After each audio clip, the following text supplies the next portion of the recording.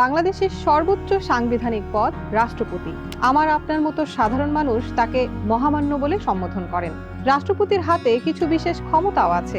যে কোনো অপরাধকে রাষ্ট্রপতি চাইলে ক্ষমা করে দিতে পারেন, এমনকি ফাঁসির আসামি হলেও। কিন্তু রাষ্ট্রপতি নিজেই যদি কোনো অপরাধ করেন তাহলে কি হবে? রাষ্ট্রপতির কি বিচার করা সম্ভব? জানবো আজকের স্টার এক্সপ্লেন্সে। বাংলাদেশের 22তম রাষ্ট্রপতি মোহাম্মদ শাহাবুদ্দিন আহমেদ অসুস্থতাজনিত কারণ দেখিয়ে পদত্যাগ করেছেন। ভারপ্রাপ্ত রাষ্ট্রপতি হিসেবে দায়িত্ব পালন করছেন স্পিকার হাফিজ উদ্দিন আহমদ। কিন্তু পদত্যাগ করা এই সাবেক রাষ্ট্রপতি বিভিন্ন কারণেই আলোচনায় ছিলেন। তিনি শেখ হাসিনা সরকারের সময় নিয়োগপ্রাপ্ত একমাত্র ব্যক্তি যিনি জুলাই আন্দোলনের পরও সাংবিধানিক পদে বহাল থেকেছেন। কিন্তু রাষ্ট্রপতির পদ থেকে সরে দাঁড়ানোর পর তাকে গ্রেফতার করে বিচারের আওতায় আনার দাবি তুলেছে জাতীয় নাগরিক পার্টি, বাংলাদেশ খেলাফত মজলিস ও ইনকিলাব মঞ্চ সহ বেশ কয়েকটি সংগঠন।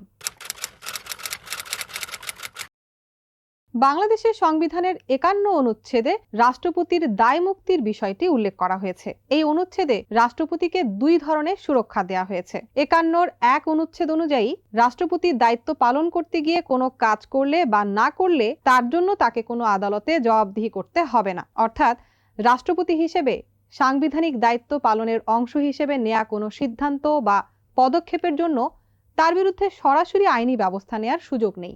দ্বিতীয়ত 51 2 অনুচ্ছেদ, এই অনুচ্ছেদে রাষ্ট্রপতির কার্যকাল চলাকালে তার বিরুদ্ধে কোনো ফৌজদারি কার্যধারা দায়ের করা বা চালু রাখা যায় না। তাকে গ্রেফতার বা কারাবাসের জন্য কোনো পরোয়ানাও জারি করা যায় না।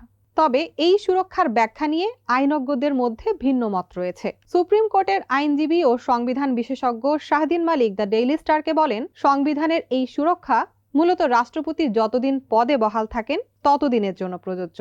রাষ্ট্রপতি পদে থাকা অবস্থায় তার বিরুদ্ধে কোনো ফৌজদারি মামলা করা যাবে না। থানায় মামলা করতে গেলেও তা নেয়ার সুযোগ নেই। এটি রাষ্ট্রপতি পদে থাকার সময়ের জন্য।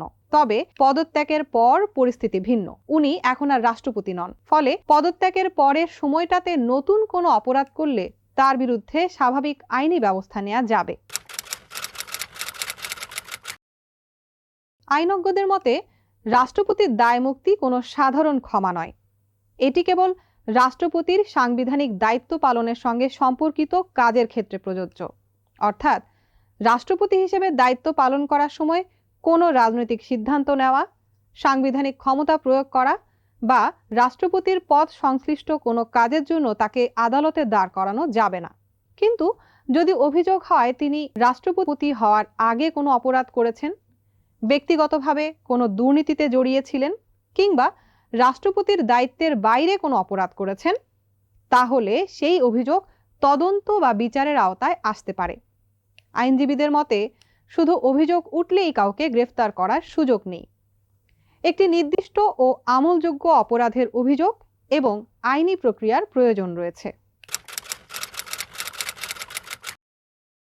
সাবেক রাষ্ট্রপতির ক্ষেত্রে রাষ্ট্রপতি থাকাকালীন সময়ের দায়মুক্তি কতটা কার্যকর থাকবে সেটাই মূল আইনি প্রশ্ন।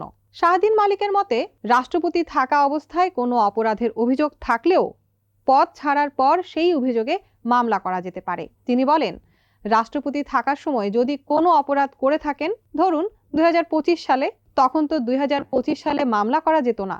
কিন্তু এখন সেই অপরাধের জন্য মামলা দায়ের করা যাবে যে ওই তারিখে তিনি অপরাধ করেছেন। অর্থাৎ সংবিধানের 51 অনুচ্ছেদের সুরক্ষা রাষ্ট্রপতি থাকা অবস্থায় ফৌজদারি কার্যক্রম থেকে সুরক্ষা দিলেও পদ ছাড়ার পর অতীতে সংঘটিত কোনো অপরাধের অভিযোগ একেবারে বিচারের বাইরে চলে যাবে কিনা এই বিষয়ে আইনি ব্যাখ্যার সুযোগ আছে।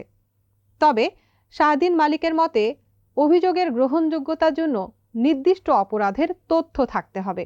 বর্তমান সরকারের দুজন মন্ত্রী এই বিষয়ে কথা বলেছেন। স্বরাষ্ট্রমন্ত্রী সালাউদ্দিন আহমেদ বলেন, সংবিধান অনুসারে তিনি প্রিভিলেজড এবং ইমিউনিটি আছে, তার ফৌজদারি অপরাধ ইত্যাদির বিষয়ে কোনো আদালতে মামলা করা যায় না। আর আইনমন্ত্রী মোহাম্মদ আসাদুজ্জামান জানান, সরকার কোনো ব্যক্তির প্রতি অবিচার করতে চায় না। তবে অভিযোগগুলোর সত্যতা যাচাই চলছে। তদন্তে অভিযোগের প্রমাণ মিললে আইনগত ব্যবস্থা নেওয়া হবে।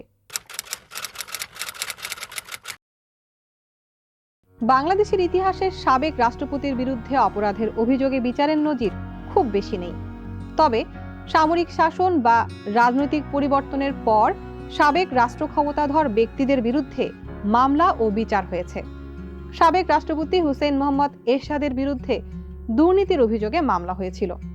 জনতা টাওয়ার দুর্নীতি মামলায় তাকে কারাদণ্ড দেওয়া হয়েছিল এবং তিনি কারাভোগও করেন।